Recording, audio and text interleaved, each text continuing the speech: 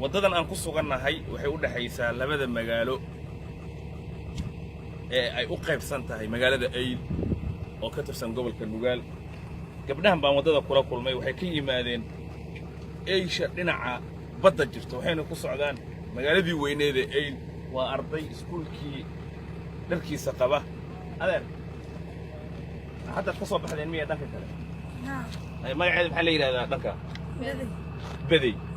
dhankana marka waa magaaladii Eyl oo laba dhinac u qaybsan dhankan waa Daawad dhankana waa Beday. fasalkee tahay form 3 dugsiga saraad fasalka saddexaad ka tahay hay magacaaga maxaa la yiraahdaa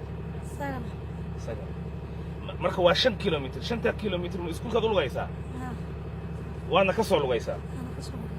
ma sha Allah. hay maanta xisadaha qaadanayso waa maxay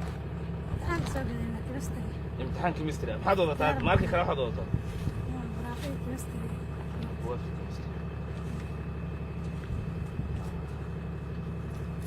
weekly exam chemistry form 4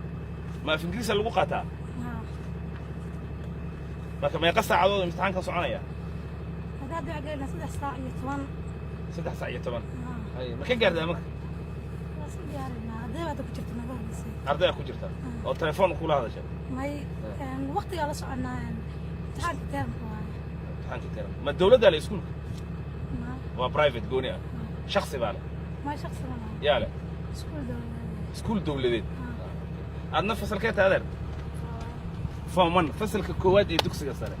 haye imtixaankeed samaynaysaa maanta physics haye ma arki kartaa buugaa wata markaa fartan adiga qoray form 1 physics syllabus okay introduction of physics meaning and branches of physics waa gartay physics waa maada adag soo maahan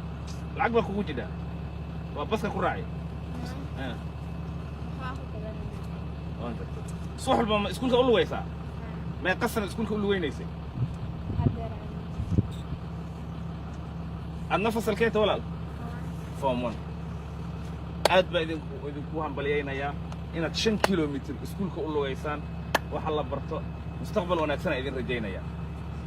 aad ba maasan